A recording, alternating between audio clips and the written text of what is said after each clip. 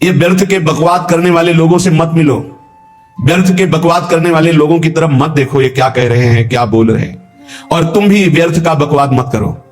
अपने समय को कीमती मान करके निरंतर प्रिया प्रीतम का नाम जप करो, उनकी गुण लीला गाओ, उनकी सेवा में रहो। कभी प्रपंच की बातें, कभी प्रतिष्ठा का चिंतन, कभी नाना प्रकार के मान सम्मान का चिंतन, ये घुसने ना पावे हृदय में। बहुत सावधान रहना चाहिए साधक को। ऐसी बातें देखो मत, ऐसी बातें सुनो मत जिससे तुम्हारा हृदय उद्विग्न होकर प्रभु का चिंतन छोड़ दे। बंद करो अभी। अन्य लोगों के संग का त्याग कर दो, जो भगवत विमुख वार्ता करते हैं, संत निंदा करते हैं, दूसरों की निंदा करते हैं। कुछ हाथ नहीं लगता, ये लोग दुर्गति को प्राप्त होने वाले हैं। भक्तन निंदा अति बुरी भूल करे जिन कोई, किए सुकृत बहु जन्म के छिन्न में दारे खोए। पर निंदा के किए ते नहीं आवत नहीं कछुआत, मूर्ख पर्वत पाप को ले चल अपने साथ। तो अलम कश्यापि संगत्या, ऐसा संग मत करो जिनके पास बैठने से भक्त निंदा, जन निंदा, भगवत निंदा हो। ऐसे से दूर रहो, अलम बंद कर दो ऐसे लोगों का संग। रात दिन हम श्यामा श्याम का नाम जप करेंगे, श्यामा श्याम के लीला गुण गाएंगे, श्यामा श्याम के ही धाम का शोभा का चिंतन करेंगे। जब तुम अपना जीवन श्यामा श्याम के चरणों में न्यौछावर कर दोगे तो पूरा भार श्यामा श्याम ले लेंगे और तुम्हारे हृदय में मस्ती आ जाएगी। जो ऐसा निश्चयी होता है, दृढ़ निश्चयी, उसके अंदर दृढ़ विश्वास, तो उसके हर समय भगवान की स्फूर्ति होती रहती है।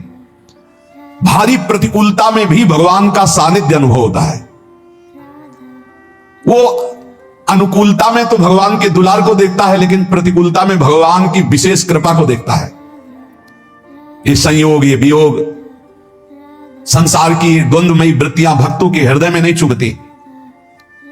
आए की हुज्जत नहीं, गए की तलाश नहीं, क्योंकि नित्य संयोग भगवत स्मृति के प्रभाव से प्रभु का रहता है। शोक, विषाद बहुत ध्यान देने योग्य विषय है। तभी लोगों को ऐसा लगता है कि ऐसा कैसे हो सकता है। भक्त के चरित्रों को जब सुनते तो लगता है ऐसा कैसे हो सकता है, ऐसी परिस्थिति में भी ऐसा कैसे हो सकता है। क्योंकि तुम मानसिक बुद्धि से युक्त हो और वो भागवतिक स्थिति से युक्त है, इसलिए तुम उसको पार पा ही नहीं सकते। जब तुम अपना जीवन श्यामा श्याम के चरणों में समर्पित कर देते हो हृदय से, फिर उनकी कृपा से सब विघ्न दूर हो जाते, एक अपार मस्ती रहती है। नहीं तो शोक, विषाद, दुख, क्लेश, कष्ट, संताप, भय, उद्वेग, ये सदैव सताते रहते हैं। इसी से डिप्रेशन होता है।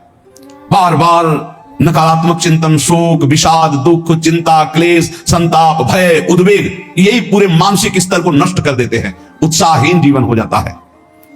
जब तुम श्यामा श्याम को समर्पित हो जाते हो तो ये सब प्रवेश भी नहीं करते, एक अपार मस्ती बनी रहती है। अब क्या होगा? श्यामा श्याम जो करेंगे वही होगा। श्यामा श्याम पता नहीं कैसा करे, नहीं, वो सदैव मंगल भवन है, वो जो करते महामंगल होता है। यह निश्चय उपासक के हृदय में आ जाना चाहिए। इसलिए अपना सारा मन, सारी बुद्धि, सारा जीवन, प्रत्येक श्वास प्रभु को अर्पण कर दो। फिर देखो तुम निहाल हो जाओगे। दुख, शोक, विषाद, क्लेश, कष्ट, संताप, भय, उद्वेग, ये उसी को व्यापते हैं जिसने अपने जीवन को प्रभु के चरणों में अर्पित नहीं किया। इसलिए तुम अपना सारा मन, सारी बुद्धि, सारा जीवन, प्रत्येक श्वास केवल प्रभु को अर्पित कर दो। फिर देख लेना श्वास कैसे अर्पित की जाती है, राधा राधा राधा। बुद्धि कैसे अर्पित की जाती है, एकमात्र निश्चय कि भगवत सुख ही सुख है, ये जागतिक सुख सुख नहीं, ये दुख है, ये ऐसा दलदल है जिससे आप तक कोई नहीं निकल पाया। सारा मन, हम मन से केवल प्रभु का मनन करें। बार बार मन को संसार से हटा के नाम में, रूप में, लीला में, धाम में लगाएं। बहुत प्रसन्नता हो जाती है उस उपासक के हृदय में जो अपना मन बुद्धि प्रभु के चरणों में अर्पित कर देता है। भगवान ने तो इसको बहुत उत्तम स्थिति बताया है कि मेरे से कभी वो अलग हो ही नहीं सकता यदि मन बुद्धि अर्पित कर दिया। मयि एव मन आधत्स्व मयि बुद्धिम निवेशय, तो निवेश्य मयि एव अत ऊर्ध्वं न संशया। बिल्कुल संशय नहीं, वो मेरे में ही निवास करेगा जिसने मन और बुद्धि अपनी मेरे में अर्पित कर दी। बहुत प्रसन्नता रहेगी उस उपासक के जीवन में जो अपने आप को मन बुद्धि सहित प्रभु के चरणों में समर्पित कर दिया है। भगवान का आश्रय लेने वाले की पहचान है हर परिस्थिति में प्रसन्न रहना। देखो आप भगवत आश्रित हो कि नहीं, देखो अनुकूल परिस्थिति में तो सब प्रसन्न रहना, लेकिन प्रतिकूल परिस्थिति में प्रसन्न रहना यह भगवान के भक्तों का लक्षण है। हर परिस्थिति में प्रसन्न रहना यह भगवान के भक्तों का लक्षण है। आनंदगण भगवान का आश्रय मिलते ही आनंद छा जाता है हृदय में। उनके पास आनंद का अभाव होता ही नहीं है। जैसे सूर्य का प्रकाश उदय होते ही सूर्य का प्रकाश संपूर्ण अंधकार को नष्ट कर देता है, ऐसे ही भगवान का संपूर्ण आश्रय लेते ही सब दुख चिंता शोक नष्ट हो जाते, आनंद ही आनंद। तुम भगवान के मंगलमय रूप को नहीं जानते हो, पर उनके मंगलमय भाव को, विधान को मानना शुरू कर दो। जो भी होता है मंगलमय होता है। हमने जीवन में देखा है, अगर इधर कोई बहुत बड़ा सुख दिया तो देर नहीं लगेगी, 24 घंटे नहीं व्यतीत होंगे और ऐसे दुख दे देंगे, जिससे दोनों का समान भाव रख करके ना दुख में तुम भूलो प्रभु को, ना सुख में फूलो, सीधे भगवत मार्ग में चल। पूरे जीवन की बात देखा है, भगवान के मंगल विधान में सदा सर्वदा सुख ही सुख है, इस बात को मान के प्रसन्न हो जाओ। जब भगवान का भजन करने वाले की तन्मयता बढ़ती है भजन में, तो द्वेषी जन अपने आप तैयार हो जाते हैं। भक्त कभी किसी से द्वेष नहीं करता, अपने आप को द्रोह करने लगते हैं। तो नरसिंह मेहता जी से बहुत गांव के कई लोग थे जो जलते थे, ऐसे जलते थे कि अब क्या करें, कैसे मिटा दे नरसिंह मेहता जी को। उपाय तो मिल नहीं रहा था। तो एक दिन संतों की मंडली आई और उन्होंने कहा कि हम रास्ते में कोई चोर आदि धन ना ले ले, इसलिए यहां से किसी की हुंडी चलती है क्या द्वारिका में? पहले ऐसा था। बोले हाँ हाँ, हमारे यहां बहुत बड़े सेठ है नरसिंह मेहता जी, पर आप कहोगे वो मना कर देंगे। कई बार कहोगे, अगर वो स्वीकार कर ले तो वहां। और उनका लक्ष्य था कि नरसिंह मेहता जी की तो खाने की भी सुविधा नहीं थी, हुंडी कहां की बात आई। उनका था कि जब वो ना कहेंगे तो संत जन नाराज हो जाएंगे, अगर हाँ कह दिया तो वहां हुंडी चुकेगी नहीं, तो संत जन अपने आप इनको शाप दे देंगे, अपराध बन जाएगा, ये नष्ट हो जाएंगे। संतों को भेजा नरसिंह मेहता जी ने, सबकी दंडवत की, चरण पखाड़े। तो उनका ये इतना रुपया है, द्वारिका में साधु सेवा हम करेंगे, वहां तुम्हारी हुंडी चलती है तो आप। अरे उन्होंने कहा आप कहा भूल रहे हो, यहाँ खाने की भी व्यवस्था। बोले हमें सब पहले से बता दिया गया कि आप मना करोगे, बार बार मना मत करो, हमें पता है। तो उन्होंने ठाकुर जी की तरफ देखा, बोले क्या लीला है प्रभु, संतों से हम क्या कहें, ये ले रुपए। उस समय स्वर्ण की मोहरें चलती थी, बेच के बाजार से खूब उन संतों को पवाया, उन्हीं संतों की सेवा की। और उनका अपने सेठ का नाम तो बताओ जहां हमें जाके हुंडी मिलेगी। सेठ सावल शाह सेठ। संत जन गए वहां, पूछा कि नरसिंह मेहता जी का जिन सेठ से परिचय, उनका नाम सावल शाह सेठ, उनकी गद्दी कहां है? तो जो कुछ भक्त थे वो द्वारिकाधीश की तरफ संकेत करते कि वही है।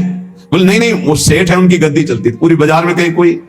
अब संत जन एकांत में होकर के बहुत विचलित हुए कि हमारे साथ धोखा हुआ, नरसिंह मेहता जैसा संत क्या धोखेबाज हो सकता है?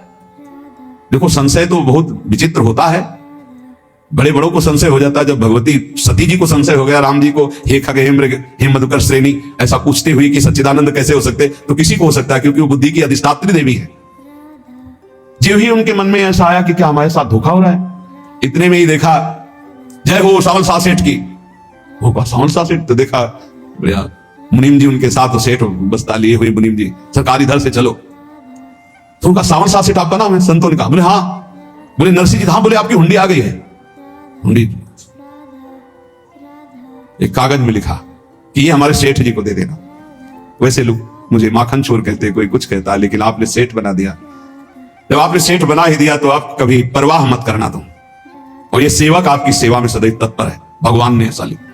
जो भगवत आश्रित है, एक बार ये चलता रहता है, जो संत जन होते हैं उनके विरोधी अपने आप बन जाते हैं, किसी से कोई मतलब नहीं, अपने आप विरोधी बन जाते हैं। कबीरदास जी का पूरी काशी में यश था। भजन करने वाले महापुरुषों का यश बढ़ता है जब, तो जो भजनहीन होते हैं उनके हृदय में जलन पैदा हो जाती है और उनको विविध प्रकार से फंसाना चाहते हैं, उनको कष्ट देना चाहते हैं। तो कबीरदास जी के यश को धूमिल करने के लिए कुछ ब्राह्मणों ने एक रचना रची, मोड़ मुड़ा के कबीरदास जी के शिष्य बनकर के पूरी काशी के सब आश्रमों में निमंत्रण दे आए। कल भंडारा है, संत सेवा है, सबने स्वीकार किया। कबीरदास जी अपनी दिनचर्या करके निकले तो संत मंडली आने लगी। बोले कै बजे सेवा है? साधु सेवा। बोले कौन सी साधु सेवा? बोले कल आपके शिष्यजन निमंत्रण दे के आए, पूरी काशी के सब संत आ रहे हैं। कबीरदास जी ने कहा यार तो एक की भी व्यवस्था नहीं, पूरी काशी के संत आ रहे। अच्छा समझ में आ रहा है, लीला बिहारी तुम लीला करना चाहते हो। गए अपना निकल गए गंगा किनारे, एक झाऊ के नीचे बैठकर अपना भजन ध्यान में मगन है। 11-12 बजे तो उन्होंने देखा संतों की मंडली काशी तो बहुत। कबीरदास जी ने देखा कि आश्रम की, तो बोले पता नहीं क्या होगा, चलो चलते हैं। तो ऐसे गमछा वस्त्र करके ऐसे डालकर मुंह ढक करके, वहां बड़ी बड़ी पंगत लगी थी। कबीरदास जी सबको पाओ जी पाओ। कबीरदास जी के रूप में स्वयं भगवान पाओ जी। कबीरदास जी ने कहा अच्छा जब स्वामी परस रहे तो हम भी बैठ के पा ले। तो जब उसी पंगत में बैठ गए अपना कपड़ा ढक करके, और जब मोहरे की दक्षिणा दे रहे थे सब लोग कि वाह कबीरदास जी ने आज तो साधु से सबको जब कबीरदास जी के सामने आए तो ऐसे मुंह ढके, बोले देखो जो मेरा होता है उसे मुंह छुपाना नहीं पड़ता, मुंह ढकना नहीं पड़ता, लो दक्षिणा, तुम भी दक्षिणा लो। कबीरदास जी को कबीरदास जी दक्षिणा दे रहे, वो कबीरदास जी है भगवान और ये पाले वाले कबीरदास जी है भगवान के जन। कभी भगवान अपने, अरे जमाने जोर लगा ले, कितना जोर लगाएगा, भक्त और भगवान का झंडा कभी न झुकने पाएगा। बिल्कुल चिंता, शोक, भय, उद्वेग रहित जीवन भगवत आश्रित, तुम भगवान के मंगल विधान में सदा सर्वदा प्रसन्न रहो। अब ये विचार कर लो कि भगवान जो करेंगे तुम्हारा मंगल करेंगे। अब थोड़ा ऐसा बीच में लगता है कि अमंगल हो रहा है क्या, लेकिन पक्का समझो बहुत बड़ा मंगल उनका विधान होता है, बहुत ही उत्तम मंगल होता है भगवान के शरणागत का। भगवान हमारे विचारों वाले नहीं है, हमारे विचार प्राकृतिक है, भगवान के विचार चिदानंदमय है। वो अपने विचार से हमारा मंगल करते हो, हम अपने विचार से मंगल चाहते हैं। भगवान के विचार से मंगल ही हमारा होगा, इसलिए कभी हमको चिंता, शोक, भय नहीं करना चाहिए। भगवान की ओर से कभी तुम्हारे लिए ऐसा विधान नहीं होगा कि तुम दुखी हो जाओ, बस तुम्हारी सोच हो सकती है, उसका परिणाम बहुत मंगल होगा। जगत की ओर से निराश हो जाओ, किसी से आशा मत रखो, फिर आप देखो आपका जीवन कैसा आनंद में व्यतीत होता है। ये जो जगत की आशा है यही दुख प्रदान करती, सच्ची जगत की आशा ही दुख प्रदान करती है। अगर जगत से कोई संबंध न रखा जाए और भगवत भाव में रहकर तो बहुत अच्छा जीवन चलेगा। अपने कर्तव्य का पालन करो, परिवार को भगवत स्वरूप मानकर पोषण करो, किसी से कोई संबंध मत रखो, कोई आशा मत रखो, यही अध्यात्म सिखाता है। अपने आप भगवत स्वरूप, सबका व्यवहार मंगलमय और आपका जीवन मंगलमय। अपने घर में ऐसे रहो जैसे किसी अतिथि के घर में रह जाता है, चलना है यहां से, जाना है। कौन रहता है अपने घर में अतिथि की बात? भगवान का भक्त। जाना है यहां से, अपनी प्रिया प्रीतम के पास जाना। ये हमारा घर नहीं है, यहां तो हम समय व्यतीत कर रहे हैं, अपनी आयु व्यतीत कर रहे हैं भगवत आराधना करते हुए। हमें जाना है प्रिया प्रीतम के पास। वास्तविक घर भगवान का धाम है हमारा, वास्तविक घर वाले प्रभु हैं हमारे।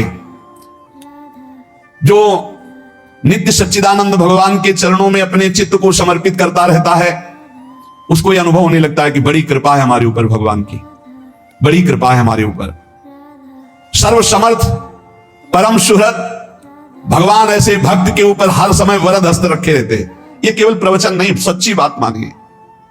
ऐसे भगवान का वरद हस्त हर समय रहता है। जब भगवान की छत्र छाया में भक्त अपने को देखता है तो आसपास घोर विपत्तियों का भी समुदाय हो तो भी वो आनंद में मगन रहता है। हर हालत में आनंदित रहना ये भक्त का स्वभाव है। भगवान ऐसे भक्तों को प्यार करते हैं जैसे कछुआ अपने अंडे को बाहर रख आवे और रात दिन उसका चिंतन करे। जब भक्त भगवान को समर्पित होता है तो भगवान रात दिन उसकी ऐसे चिंतन सुरक्षा करते हैं। अब है ये दैवी संपदा का पहला गुण है, ये भगवान के शरणागत पर जागृत हो जाता है। वो भयभीत नहीं होता, किसी भी उससे भयभीत नहीं होता। यही डर ही डरप हरिवंश हित जिनो भ्रमय गुण सलील पर। इस डर से डरते रहना चाहिए कहीं गुण रूपी पानी में फिसल न जाए, नहीं तो गलती हो सकती है। साधक सावधान रहे। ये अभय दैवी संपदा का सबसे बड़ा गुण है।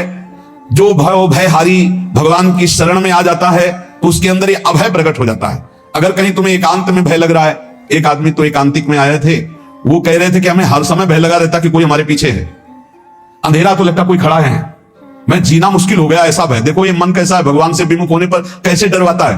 वो कह रहे हर समय मुझे डर लगा रहता है, कोई सामने खड़ा है, कोई पीछे खड़ा है, ऐसा भय लगने लगता है।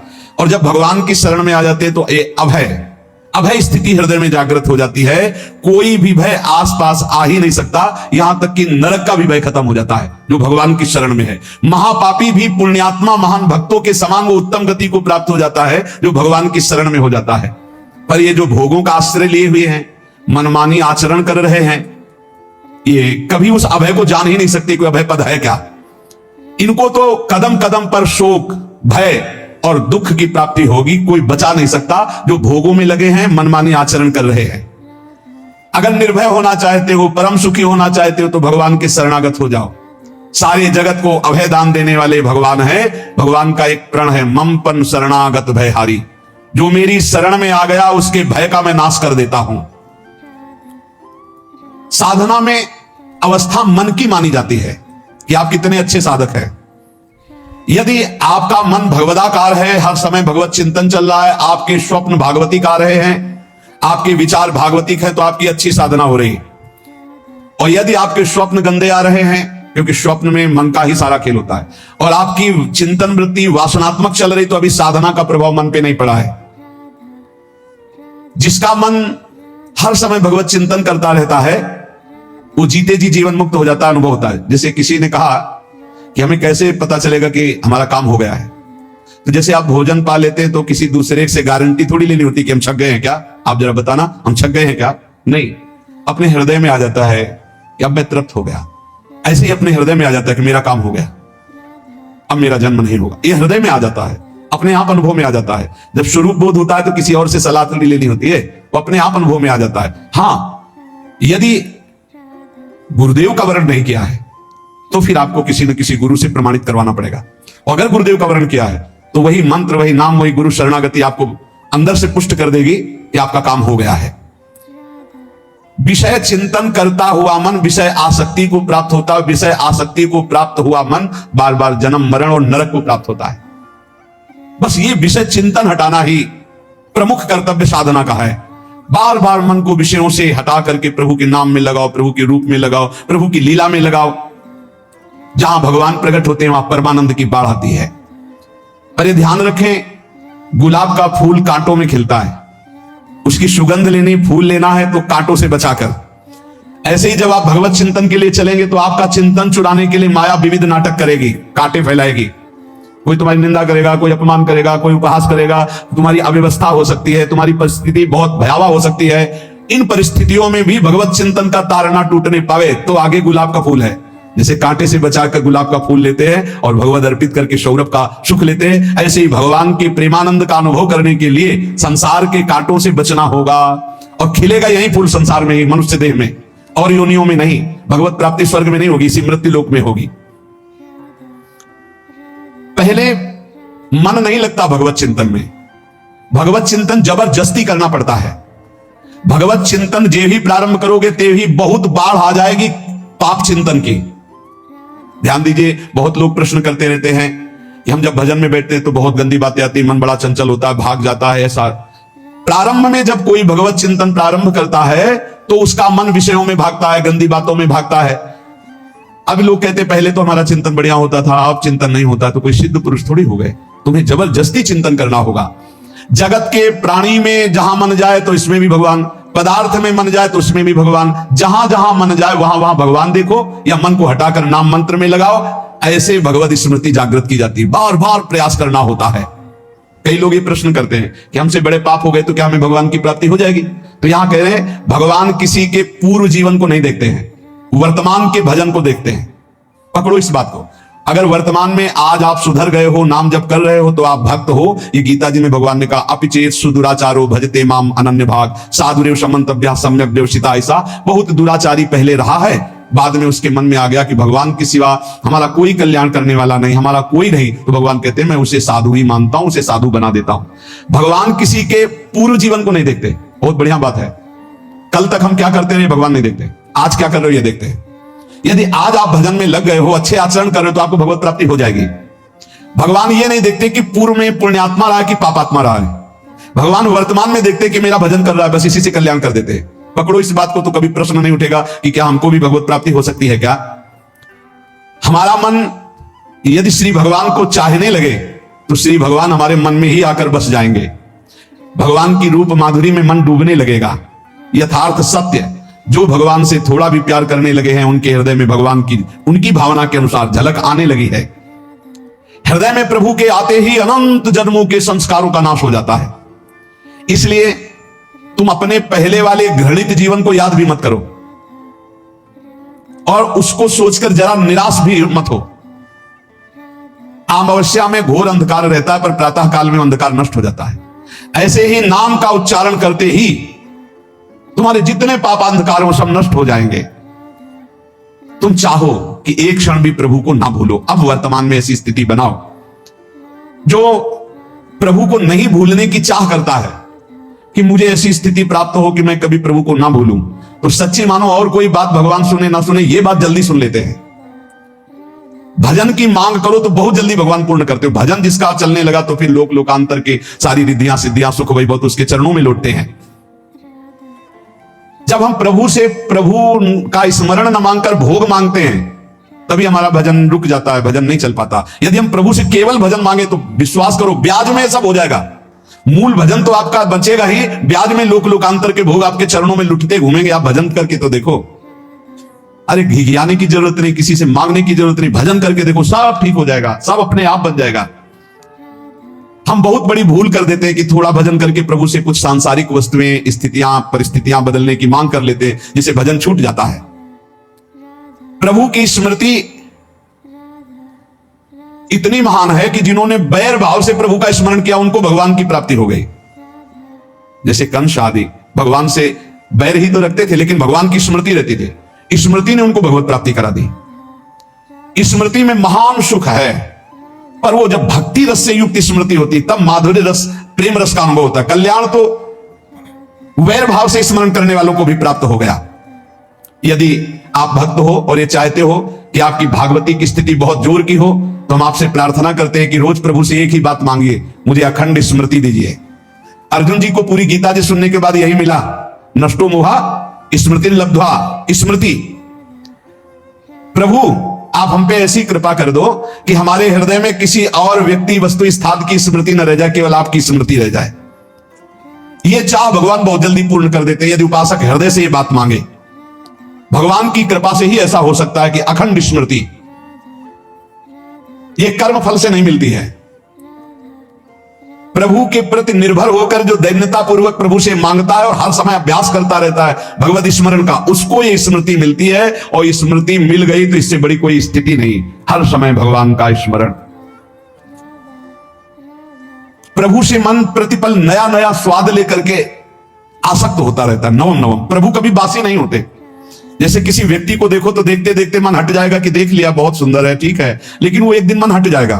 और प्रभु की सुंदरता नवम नवम है, प्रभु के नाम का स्वाद नवम नवम है, प्रभु की लीला का स्वाद नवम नवम है, प्रभु के धाम की शोभा नवम नवम है। जैसे आचार्य महाप्रभु हरिवंश चंद्र जी कहते हैं, नयो नेह नव रंग नयो रस नवल श्याम वृषभानु किशोरी, नव पीतांबर नवल चूनरी, नई नई बूंदत भींजत गोरी, नव वृंदावन हरित मनोहर, नव चातक बोलत मोर मोरी, नव मुरली जो मल्हार नई गति, सब कुछ नया। तो नवम नवम प्रभु प्रतिपल नवम नवम प्रभु का रूप, प्रिया जो का नवम नवम, अबही और अबही और अबही और है। तो कहते हैं जब मन निरंतर स्मृति में डूबता है तो जब प्रभु की रूप माधुरी प्रकाशित होती तो ऐसी नवम नवम कि कभी ये नहीं होता कि रूप बासी हो गया। ये वही रूप है जो हमने अभी देखा था, नवम नवम। इसलिए आनंद की उफान आती रहती है उपासक के हृदय में। ऐसी प्रियता, ऐसा आनंद बिना भजन के नहीं अनुभव में आएगा। इसलिए तुम विश्वास करो, तुम्हें बहुत सुंदर सुख मिलने वाला है, आगे अपार सुख मिलने वाला है। ये थोड़ा दुख का समय काट लो, जब तक जीवन है ये दुख सुख की लहर आती रहेगी, आप इसको सह जाओ, आगे बहुत आनंद है। विश्वास मान लीजिए, बहुत आनंद है।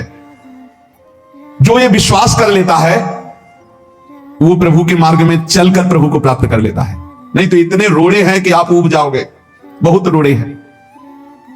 जो प्रभु के मार्ग में चलता है तो माया के बहुत से पार्षद अपना प्रभुत्व दिखाने उनके पास आते हैं, महिमा अपनी दिखाने, पर वो किसी वस्तु, स्थिति, अवस्था, प्राणी, पदार्थ का प्रभाव स्वीकार ही नहीं करता, क्योंकि भगवत स्मृति परायण है, भगवान की कृपा पर विश्वास है, इसलिए उसको कोई फंसा नहीं पाता। वो नित्य निरंतर प्रभु से घुला मिला रहने के कारण उसकी मस्ती में कोई फर्क नहीं पड़ता। माया का प्रभुत्व रखने वाले उसे फंसाने की चेष्टा करते हैं, पर उस पर किसी का असर नहीं होता। वो कहीं लिप्त नहीं होता, वो कहीं दुखी सुखी नहीं होता, वो हर समय प्रसन्न रहता है। तुम देखो, हर समय प्रसन्न रहते हो? यदि नहीं तो तुम किसी व्यक्ति वस्तु का आश्रय लिए हुए, प्रभु का नहीं। अगर हां तो हर समय प्रभु का स्मरण चलना चाहिए, हर समय प्रभु के आश्रित हो कि देखना ये आनंद, ये प्रसन्नता क्या रूप रखती है। बड़े बड़े मस्त संतों को देखा, मस्त है, ऐसे उन्माद में मस्त है। उस सुख के लिए ललचाओ, कब तक जन्मते मरते रहोगे, कब तक बार बार दुख भोगते रहोगे, कब बड़ा प्रपंच है ये। भगवान का स्मरण परम पुण्यात्मा पुरुष का हृदय माना जाता है, बहुत पवित्र हृदय, बड़ा पुण्यात्मा हृदय जिसमें भगवान का स्मरण। भगवान का विस्मरण पापात्मा पुरुष, भयानक विपत्ति, दुर्भाग्य। अतएव सुदृढ़ निश्चय करो, अब हम भगवान के स्मरण में अपना समय व्यतीत करेंगे। मेहनत करो, कार्य करने के लिए कोई मना नहीं, आप नौकरी करो, किसानी करो, व्यापार करो, पर अंदर अंदर भगवत स्मृति ही सबसे बड़ी स्थिति है। अब चाहे हम जीवित रहे, चाहे हमारे मरण जैसी विपत्ति आ जाए, चाहे सब हमसे हट जाए, चाहे सब हमको नमन करें, अब हम दृढ़ निश्चय करके केवल भगवान की स्मरण करते हुए इस संसार के बीच समय व्यतीत करेंगे। अब हम चूकने वाले नहीं, ये नियम लीजिए। चाहे जीवन रहे या ना रहे, चाहे मरण जैसा कष्ट आ जाए, चाहे सब वियोग हो जाए, सब चले जाए, चाहे सब संयोग हो जाए, सब नमन करें, अब हम प्रभु का स्मरण नहीं छोड़ेंगे। राधा